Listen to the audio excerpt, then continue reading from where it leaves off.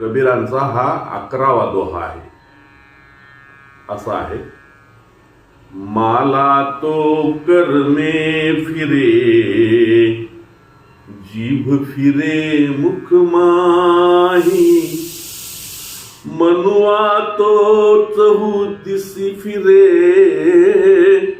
यह तो सुमरन नाही, मनुजाय तो सुमरन नाही.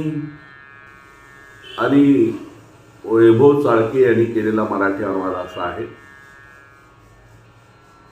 हाती फिरते माला फिरते, जिभही तशीच मुखात, माणूस फिरतो 10 दिशांना, नामाविन वहात.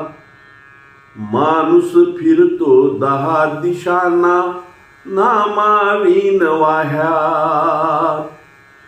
धन्यवाद.